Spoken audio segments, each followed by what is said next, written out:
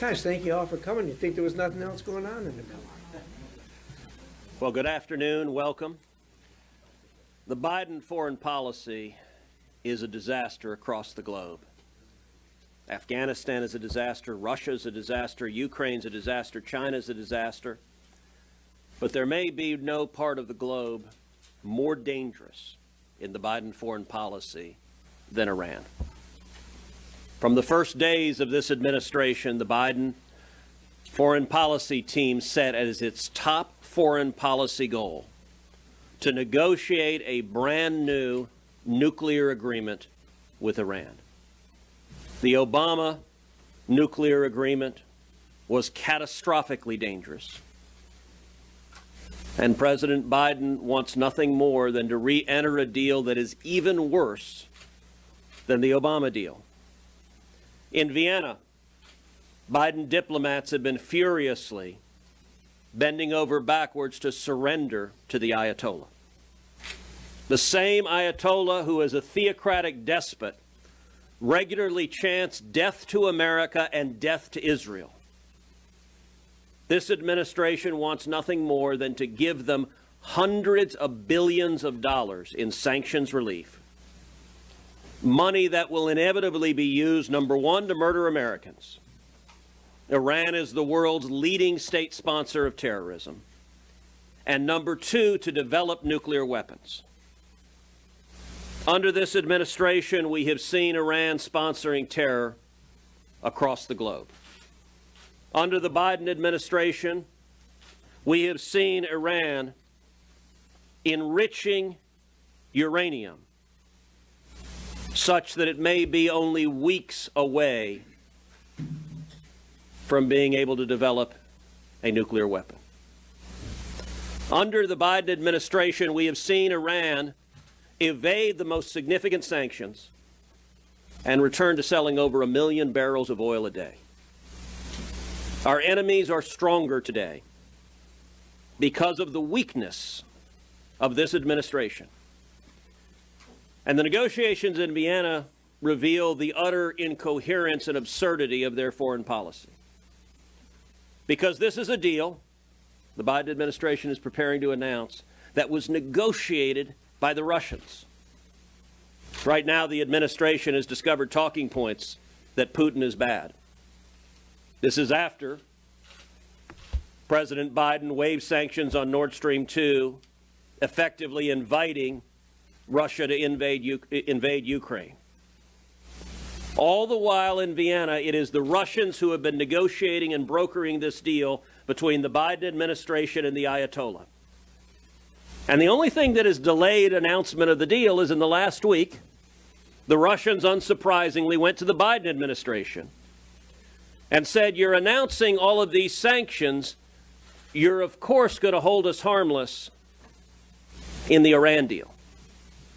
This Iran deal, if and when it is announced, will be a massive win for Vladimir Putin, because the Biden administration has been eager to tell Putin and tell the Ayatollah, of course, we will have a carve-out for the Iran deal on Russia sanctions, which means Putin will make billions in oil and gas transactions, in nuclear transactions, and in weapons transactions. Putin wants to be the leading arms dealer to the Ayatollah. And so the Biden administration is incoherently announcing sanctions on Russia while simultaneously creating a massive subsidy for Russia. This makes no sense. If you want to understand how little sense it makes, just talk to any of Iran's neighbors in the Middle East. Ironically, Obama may have retroactively deserved the Nobel Peace Prize that he was awarded, because he managed to do something that heretofore had been impossible. He united the Israelis and the Arabs. And all he had to do was negotiate a deal that would lead inevitably to Iran getting a nuclear weapon. And suddenly, nations that had been enemies for millennia came together and said, this is truly insane, standing by and allowing the Ayatollah to have nuclear weapons. If this deal goes forward, It will have no effect unless and until it is submitted to the Senate as a treaty and ratified by 2/3 of the Senate. If it were actually a good deal, it should be able to get ratified by 2/3 of the Senate. The chances that Biden will submit it as a treaty are 0.0%. Under existing statute, he's required to submit it for congressional approval. You may see the Biden administration try to stiff Congress even on that. But if this administration tries to ram through a terrible deal in Congress, you could expect Congress to do everything possible to resist a deal that gives Iran and the Ayatollah the resources to develop a nuclear weapon. And you can rest assured that on January 20th, 2025, the next presidential administration, which I believe will be a Republican administration, will rip to shreds whatever terrible deal Biden gives away to Putin and the Ayatollah in Vienna. If, God forbid, the Ayatollah gets a nuclear weapon, the odds are far too high that we may discover in the skies of Tel Aviv or New York or Los Angeles, when a theocrat chants death to America and death to Israel, we should take those threats seriously. Senator Risch. Well, thanks much. Let me put this in perspective a little bit. You know, we usually talk about nuclear weapons in very subjective terms and theoretical terms. There are 7 countries on the planet that have nuclear weapons, 7 admitted. This is a situation where, again, we don't talk about it much. They're strategic weapons, and everybody knows that that assured mutual destruction is what happens if somebody presses the button. So they really are talked about more theoretically than anything else. But in the last 10 days, we have seen a direct threat by a nuclear-powered country against the United States of America, and a threat to actually use nuclear weapons on us. We all heard, all of you heard, Putin say that if indeed we did anything to interfere in the Ukraine, that we would see death and destruction and the kind of harm here in the United States that this country has never seen before. He was talking about nuclear weapons, of course. That puts this in perspective. When a country has nuclear weapons, the stakes are entirely different. And obviously, you have to treat them differently. Each country has to take the threat of nuclear power seriously. And if unreasonable people are in possession of nuclear weapons, this is where you get. So, the magnitude of what we're talking about here, of having another country, another bad country, have nuclear weapons, is a colossal problem for the world, and particularly a colossal problem for its enemies, of which we are, of course, listed. Look, any dispute can be settled by 2 parties if there's 2 things present. You only need 2 things. Number 1, you need a common objective, and number 2, you need to have parties acting in good faith. You have neither with the Iranians. Their objective is to have a nuclear weapon. Our objective is, and the world's objective is, that they do not have a nuclear weapon. Now, they will do what they have to do to get there. Time means nothing to them. This is a population that's been around for thousands of years. 10 years, 15 years, 100 years doesn't mean anything to them, as long as they can get to their objective and have a nuclear weapon. And secondly, they need to be acting in good faith. Look, I don't speak Farsi. If I did, I doubt I could use the words good faith. I don't know that they exist, because I have never seen good faith on the part of the Iranians. So what do we do about this? Well, the first thing we need to do about this is walk away from this. As Senator Cruz said, it is absolutely stunning that this deal is being negotiated by 2 of our worst enemies on the planet. You got the Iranians and you got the Russians. They won't even let the Americans in the room.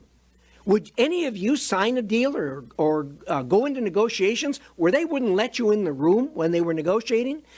These 2 are negotiating the deal.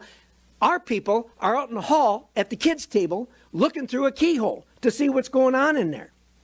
This is not right. What should we do? We should walk. This doesn't need to be done right now, and particularly, it doesn't need to be done when we have the problems going on that we have in the Ukraine. We should walk. Mr. President, you're the only one in America doing business with the Russians. Stop doing business with the Russians. Don't have them negotiating for us. Walk on this deal. Senator Barrasso.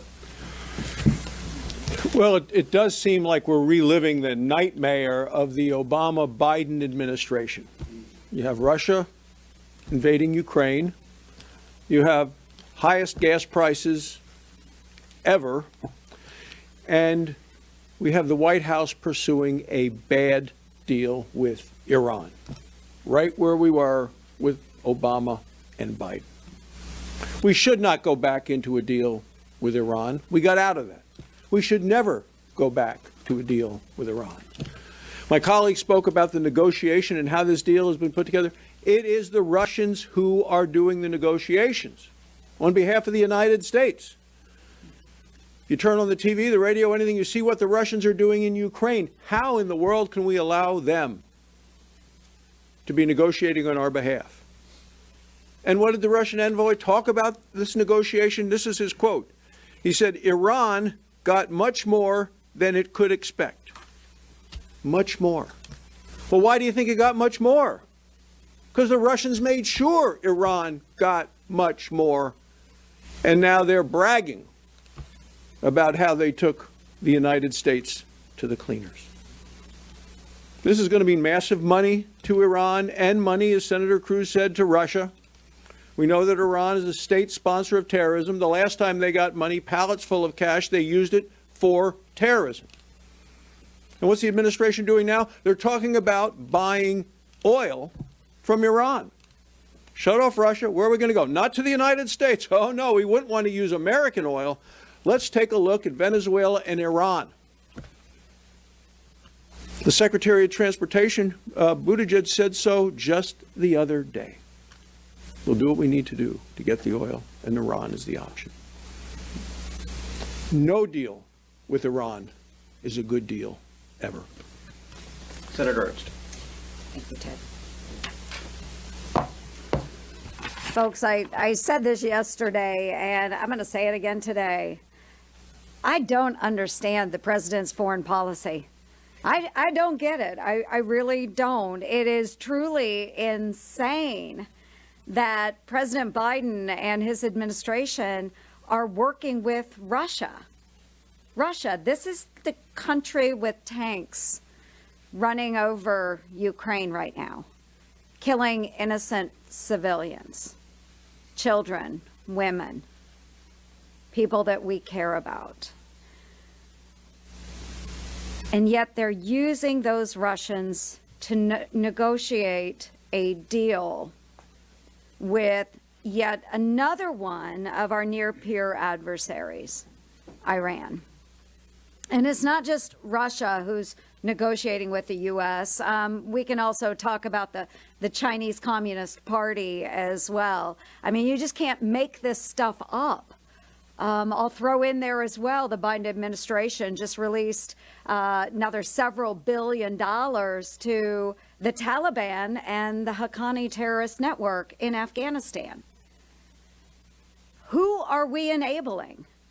This administration continues to give dollars and advantages to everyone who is our near-peer adversary. And we are allowing the Russians to negotiate with Iran on a nuclear deal.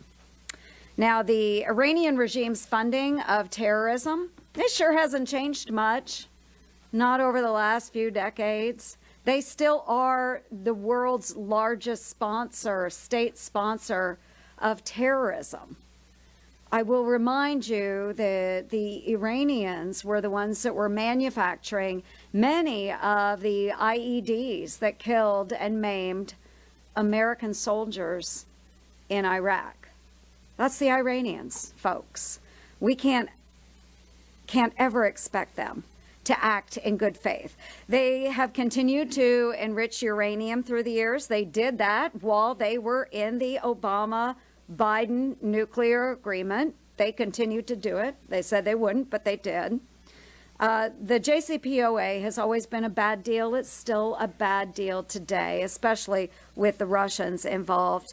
And again, as stated by so many, the timing is especially dangerous right now as the Russians have invaded Ukraine. And instead of unleashing our own energy production here in the United States, we are turning to, again, our adversaries. And we are giving, open consideration to lifting sanctions on Iranian oil instead of producing right here at home and putting Americans to work. This is unbelievable. And just as Senator Risch said, Mr. President, walk away. Walk away from this deal. We have got to do the right thing, and empowering Iran is not the right thing. Empowering Russia by allowing them to serve as negotiators to this deal is not the right thing. We need to take back our standing in the world, and allowing these adversaries to walk all over us is not the right thing for the United States of America, nor is it the right thing for our allies and our partners. Thank you. Senator Hagerty. Thank you. Thank you, Senator Ernst. Senator Cruz, thank you for putting this conference on. I'd just like to hit on another point that the Biden administration has brought home to America, and that is inflation. And perhaps the biggest cause of this inflation is the war that the Biden administration has waged on American energy. What we've seen is a dramatic increase in inflation. It's hurting every American. And now what we see as Russian tanks roll into Ukraine, gas prices moving even further. What's the Biden administration offering to address this massive inflation, to address the pain that every American is feeling at the pump? Well, let's work with our adversaries. Let's send a team to Venezuela. Let's send a team to Iran. Let's cut a deal with the Iranians to put their oil on the market, with the Venezuelans to put their oil on the market. What we have is an administration that would rather deal with international killers than with American drillers. This, my friends, has to stop, and we could stop it tomorrow. All we need to do is have this administration come out and clearly state that we're going to reopen the Keystone XL pipeline, that we're going to get back in the energy business, that we're going to become energy independent again, that we're going to remove this massive lever that Vladimir Putin has over the American economy, this lever that's pushing us into the arms of Iran, that's pushing us into the arms of Maduro and Venezuela. As my colleagues have said, this makes no sense whatsoever. We need to turn this deal in Iran down tomorrow. We need to get back into the energy business today. Thank you. Senator Hogan. The negotiation that the Biden administration is undertaking in Iran is fundamentally flawed. Senator Risch, Senator Cruz, and others have explained exactly why. It is absolutely fundamentally flawed. How do you negotiate with someone who is content to negotiate for as long as it takes for them to build a bomb while you're conducting the negotiation? This is structurally, fundamentally flawed. Not only are our negotiators not even at the table, they're negotiating with somebody who has no incentive to make a deal other than a deal that solely benefits them, that solely benefits Iran. Back in 2013, we passed Kirk-Menendez, biting sanctions. We passed a law that would allow the president, then President Obama, to put the severest sanctions in place on Iran so that they could not sell their oil. Once you put those sanctions in place with no exceptions, then you sit down and negotiate with Iran. And not from the kiddies table. You're in the room with them. Now when they're under pressure, when the pressure's on Iran, when they can't sell their oil, when their economy is falling apart and their people take to the streets and go after their leaders, when there's real pressure on them so they have an incentive to negotiate, that's when you negotiate. That's the structural criteria that you have to create to have some semblance, some chance of success. Compare that to the situation today. The Biden administration has again backed off the sanctions, taking the pressure off Iran, and then enters into a negotiation where Russia's leading the negotiation and our negotiators aren't in the room? What incentive does Iran have to get to any kind of reasonable negotiation? First, they can negotiate for as long as they want and just keep building the bomb, which is what they're doing. And if they ever get to an agreement, it's going to be a deal that they agree to because there's no pressure on them because the sanctions aren't in place.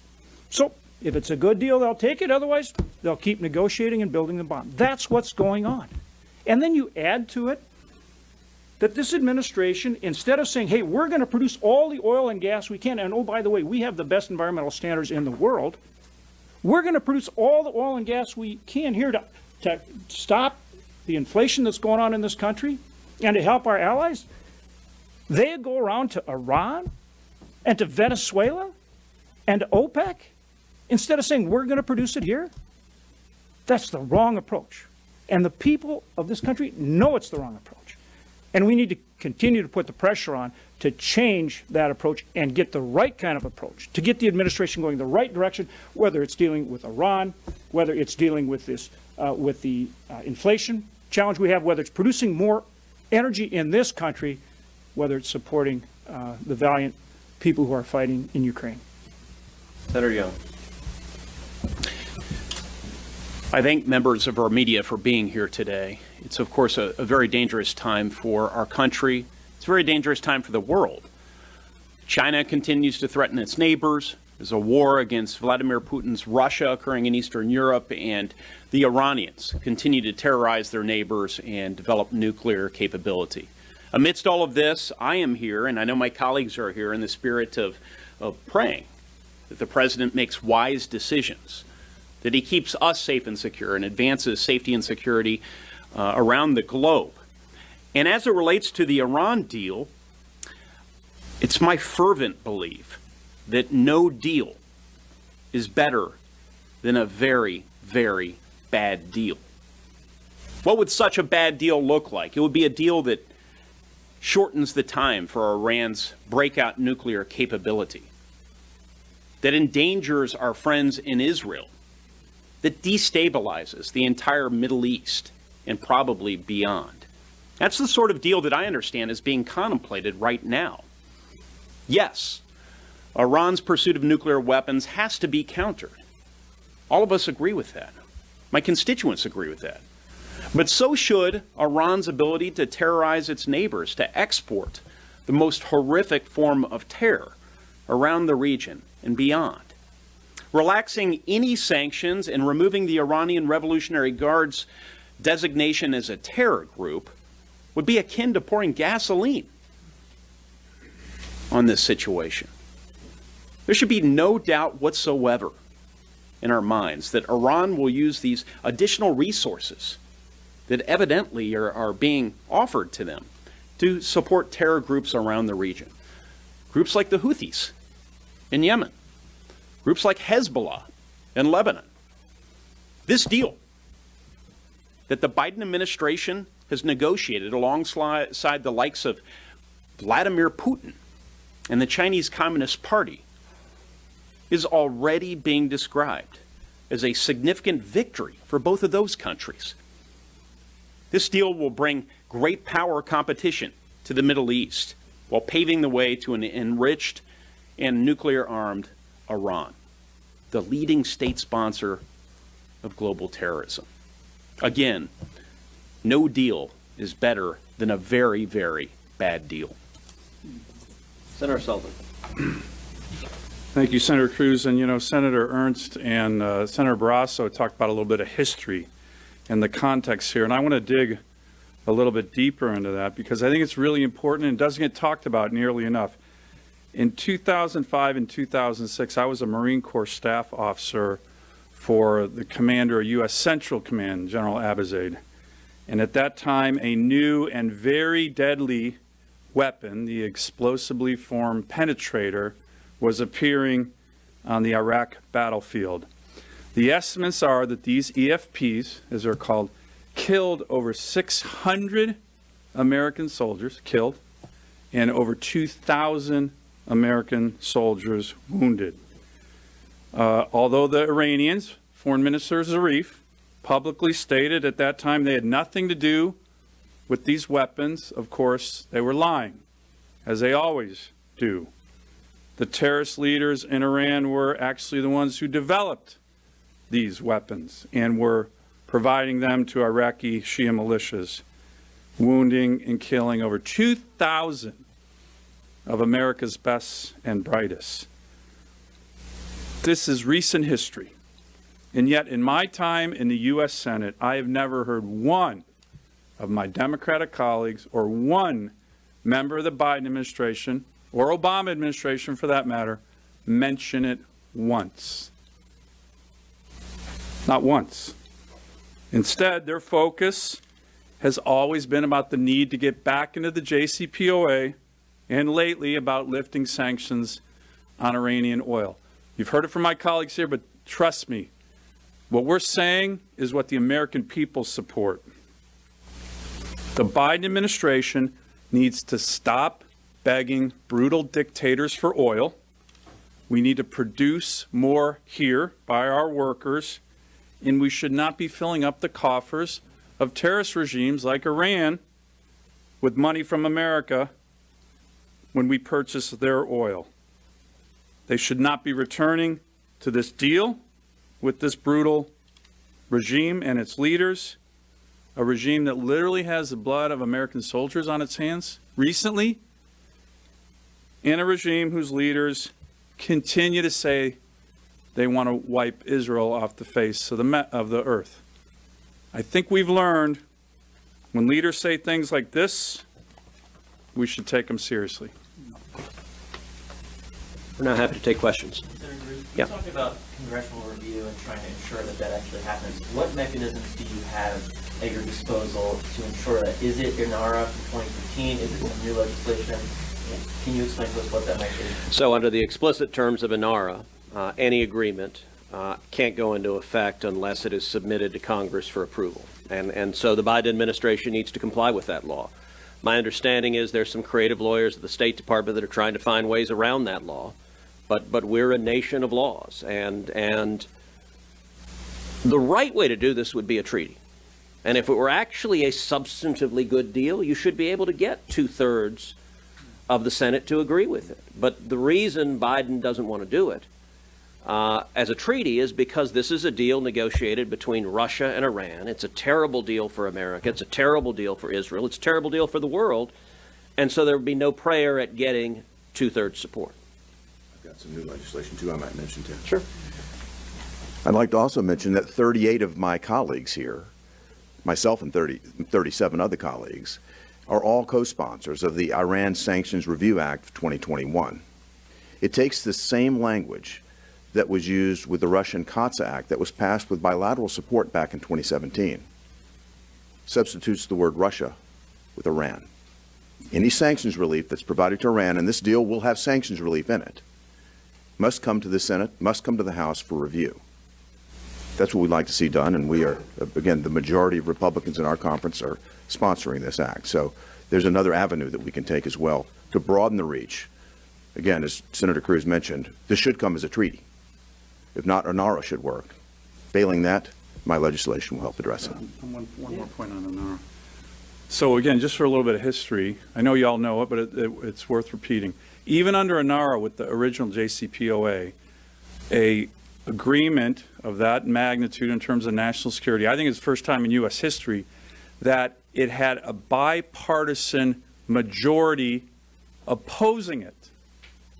Bipartisan majority in the House, bipartisan majority in the Senate opposed the original JCPOA. So again, this wasn't even supported by the vast majority of Republicans or Democrats the first time around, and they better bring it to the Congress because, as Ted said, that's the rule of law. I agree it should be viewed as a treaty. But remember, the original JCPOA had a bipartisan majority in both houses that were actually opposed to it. Well, and just to follow up on what Senator Sullivan just said, you know, the Ayatollah has been publicly calling on the Biden administration to make commitments that any agreement, any terrible agreement they sign, must be permanent, must last to successor administrations. And the Biden administration has expressed a willingness to make that promise. There's just one small wrinkle. It doesn't have the constitutional authority to do so. There are two ways, and only two ways under our Constitution, that our government makes a binding promise. The first is a treaty signed by the President and ratified by 2/3 of the Senate. The second is through legislation passed by both houses of Congress and signed into law by the president. The Biden administration doesn't purport to do either one with this, which means there is a reason that President Trump was able to tear up this disastrous deal, because Obama, like Biden, tried to do it outside the constitutional structure. And if Biden does the same, he can rest assured it will have the same fate. The next Republican president, whoever that may be, will end any terrible deal that this administration enters. Yeah. So the Biden administration has said that regarding domestic oil production, that there are 9,000 leases that have yet to be used, that production is near record levels. Both Republicans and Democrats have called for this ban on Russian oil. Does industry have some responsibility at some point to increase production on their own? Or what would you like the Biden administration to do in that regard? Well, President Biden and the Biden White House's talking points on energy are both inane and contradictory. The Biden White House maintains that decreasing supply does not impact price. If you look at how Joe Biden started his presidency, he started it with a war on U.S. oil and gas. You know, President Biden tried to say this week, the increase in gas prices is due to Putin. I understand the Russians are the favorite talking point for Democrats. We spent 4 years under Trump hearing Democrats say Russia, Russia, Russia, and now the Biden White House wants to say all of the disaster of inflation, that's Russia's fault too. The one problem is the facts. On day one as president, Joe Biden canceled the Keystone Pipeline. He killed 11,000 high-paying jobs, including 8,000 union jobs. On day one, he halted all new leases on federal lands, both onshore and offshore.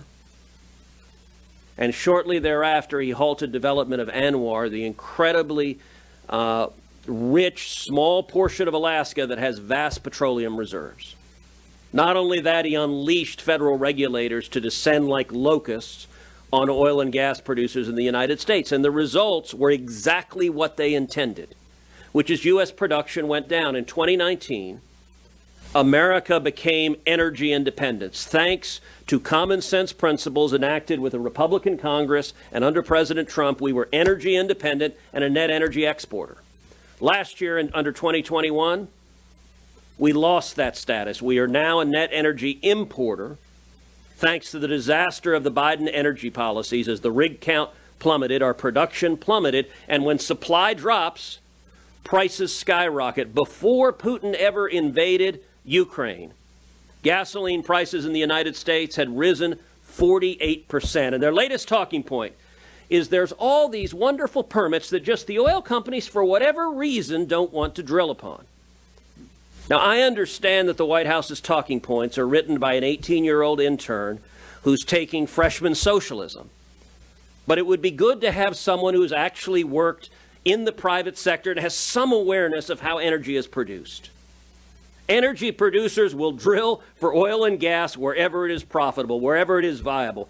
Many of those permits are not being drilled because if you got a natural gas well that you're trying to drill, you have to have a pipeline to carry the gas from the well to its end users. And the Biden administration is also freezing pipelines. You've got to have an environment where those resources can be profitably developed. I'll give you something Joe Biden could do today to both hurt Russia and affect prices. There are 6 applications pending right now in the Biden administration to export liquid natural gas. They're sitting on all 6 of them. At the State of the Union, I pulled Tony Blinken, the Secretary of State, aside and said, Tony, if you want to do something to really hurt Putin, tomorrow Biden should go on national television and approve all 6. And have the Europeans start signing long-term energy contracts with American producers instead of Russia. There is nothing we could do that would more fundamentally weaken Putin standing at home and limit his ability to wage war than cut off the revenue he makes from selling oil and natural gas to Europe and others. Let me give an example in my state. My state, we were producing 1.5 million barrels a day. Just a little while ago, 1.5 million barrels a day. we're down to 1.1 million barrels a day. That's just for North Dakota. That's 400,000 barrels a day that we don't have because of all the restrictions, the regulatory burdens, all the things that Senator Cruz just talked about, okay? And that's just one state. Now apply that to Texas and New Mexico, Alaska, you know, so clearly without all these restrictions and regulations, we could, take the handcuffs off. We can produce a lot more gas and oil. Or how about the fact that we're flaring gas? In my state right now, we have stranded natural gas that we have to flare because we can't get the gathering systems and the permits to get that to market, or the LNG facilities. All these things have an impact right now as well as in the medium and longer term. How it defies common sense that at a time with energy prices spiking, $4.25 a gallon is the average today, and it's going up here at home. Our allies need oil and gas. Instead of saying, hey, let's empower American ingenuity to produce this oil and gas here where we have the best environmental stewardship in the country, and instead he's going around to Maduro in Venezuela or Iran or anywhere else. I mean, it's unbelievable. So that's what we're saying. That's what the American people know should be done right now. It's common sense. The Biden administration needs to change course, and let's get going on producing oil and gas, producing energy in this country. Let me take it. Wait, before you do that, let me take. You guys are smarter than this, okay? I know you are. I really know you are. I can't believe you let them get away with that kind of baloney that they're peddling. I'm going to use just one narrow part of it that the American people will understand. Prior to the Ukrainian war, in the last 2 weeks in February, there were zero Russian oil came in. They shut the private sector shut it off themselves, said we're not going to do it. Prior to that, we were bringing in 600,000 barrels a day from Russia into the United States of America. Prior to them cutting it off in February, I went up, as did my friends here, and watched Biden get sworn in on the front steps. An hour later, he walked into the president's room. He took his papers and started signing executive orders. And one of them he shut down the Keystone Pipeline. 700,000 gallons a day. Would you rather have, 700,000 barrels a day. Would you rather have 600,000 come in from Russia that you're paying Russian for, getting them rich, or would you rather have 700,000 barrels a day coming in from Canada and having our workers be employed by that? This is outrageous, absolutely outrageous for them to try to point the finger and say, oh, this is somebody else's fault. It's the Biden administration's fault. You guys are smarter than this. I know you are. Let me jump on this pile here, because it's actually really important. First, I agree with Ted on the, high school intern on these talking points. So actually, by the way, when you look at leases, I would love it if you guys looked at where the vast majority of federal leases in the first year of the Biden administration went to. Over half went to one state. My state, his state, his state. No, New Mexico. Secretary of Interior from New Mexico. You might want to look into that one. Very interesting to me. But the way it works, and the White House should know it, but maybe they don't, you issue a lease, and then there's still tons more permits and requirements that you have to get from the federal government. It's not just one lease and it's all good. And on almost every one of these in Alaska, we have to get permission to build what's called an ice road, because as John Hoeven's saying, we have these super high environmental standards. Every move, we have to get permission and permit it on federal lands, and they are blocking it.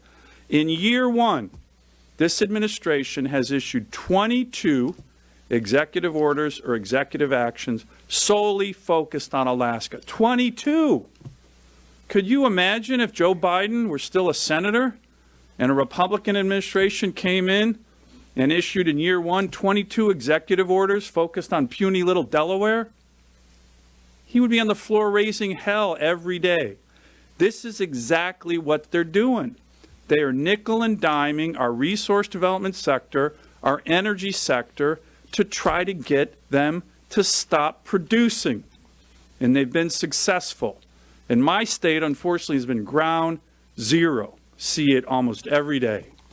Just quickly, can I ask, so some Democrats have expressed interest in ramping up some domestic production in the near term as, to transition. Even Elon Musk, I believe, has talked a little bit about this. Is there some sort of deal, an arrangement with the administration, a guarantee? I don't know what it would be, but we're in an extraordinary situation with the war in Ukraine. Is there something to be done here that stops short of what you're asking? Yeah, have them get out of the way. Look, Americans can do it. I hope so. There should be. There should be, and I would encourage each of you to ask questions to the Democrats like that. I can tell you their talking points. You got a bunch of Democrat senators, notably those that happen to be on the ballot in November, who claim they support U.S. energy production. But I'll tell you, we had votes last year. We had a vote in Vote-A-Rama. You guys remember, we were here at 5 in the morning. We had Vote-A-Rama. We had a vote to reopen the Keystone Pipeline. And it passed. It got more than 50 votes. Several Democrats voted for it. And I'm sure they were trying to get headlines back in their states. Democrat votes for the Keystone Pipeline. And if you remember, we voted until 5 in the morning.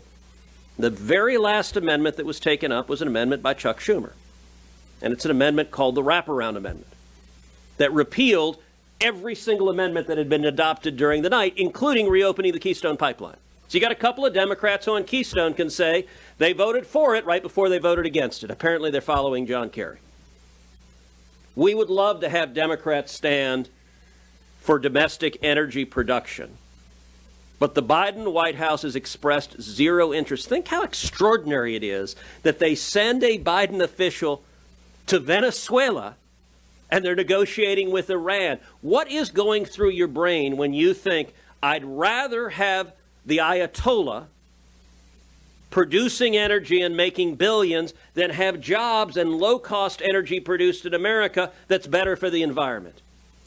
It makes no sense. So we would welcome Democrats working with us. By the way, any Democrat was welcome to come to this press conference. You notice that when it comes to a nuclear Iran, the Democrats are silent. The question I'd ask is, what price does it take? What price for a gallon of gas does it take for the administration to take the handcuffs off and let us produce energy here at home? What does it take? We're at $4.25 nationally now. And remember, that's just what you pay at the pump. Think of all the other products that need energy to be made. So it's driving inflation across the board. So we're at $4.25 now. So start tracking it. This is going to happen.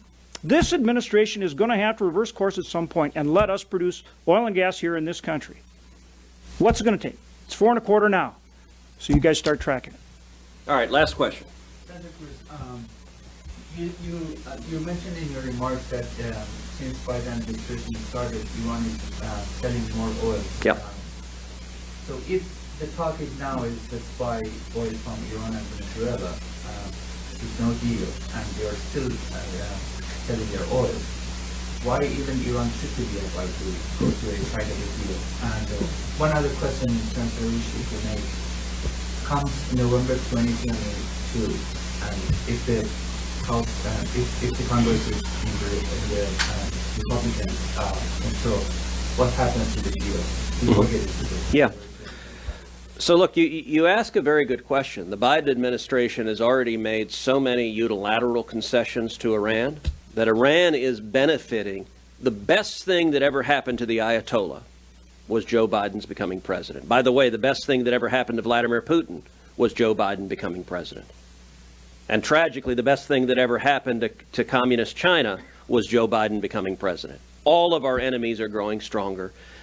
We don't know what is in the deal. We know that this administration is desperate to cut a deal. We know that they're so desperate they asked Russia to negotiate the deal for them. Pause and think for a second just how much you want a deal if you go to Russia and say, will you be our trusted intermediaries? So I don't know how many billions of dollars this deal gives them. The last deal, they put $1.7 billion in cash in unmarked bills in pallets on airplanes and flew them in the dead of night to give to the Ayatollah. My assumption is this deal is much, much worse. More money, and Iran is also demanding lifting all sanctions on weapons, on ICBMs, on the tools that it can use to wage terror on its neighbors and to wage terror on America. And apparently the Biden administration wants to be the number one funder of Iranian terrorism. It makes no sense whatsoever. And the American people know that. And as bad as Iran is now, a nuclear Iran, they're one of two scenarios of a nuclear Iran. There is a chance, nobody knows how high the chance, but a real chance that a nuclear Iran would use a nuclear weapon. It's one of the few regimes on earth that might use a nuclear weapon. You think about most regimes. Kim Jong-un in North Korea is megalomaniacal and dangerous, but the one thing we know about him is he wants to stay in power, which means maybe some rational deterrence is possible. With a theocratic zealot like the Ayatollah, who glorifies death and suicide. Look, the Ayatollah knows if he used a nuclear weapon against Israel or America, the result would be catastrophic. It could well cost millions of lives that he targets and millions of lives in Iranians in what followed. The problem with a theocratic religious zealot, he may be willing to make that exchange. We shouldn't want to roll the dice to find out if he means it when he says death to America. And by the way, every year Iran celebrates Death to America Day. It is a holiday in Iran. It is the anniversary of Iran taking Americans hostage. And they celebrate dancing in the streets. That's the worst case scenario. Here's the best case scenario. Iran has nuclear weapons, doesn't use it, starts a nuclear arms race throughout the Middle East. The Saudis get nuclear weapons. The Emiratis get nuclear weapons. All their neighbors get nuclear weapons. And the Iranians use nuclear weapons to be even more aggressive, funding terrorists like the Houthis and Hezbollah because they feel that the nuclear weapons give them an insurance policy that no one can mess with them. That's the best case scenario. Any of those scenarios is a disaster. And we'll close out by giving an opportunity for what I believe will be Chairman Risch in just a few short months to answer your question about how Chairman Risch and the rest of Congress would view these things. A first-year law student will tell you that the Constitution is crystal clear. The Founding Fathers were really smart. They said an agreement with a foreign country is so important that 2/3 of the Senate has got to ratify it. That's what needs to be done here. That's how it should be submitted. What kind of shenanigans they'll use to get there, I can't tell you come November, but we'll see what November brings. Thanks much. Thank you all for coming today.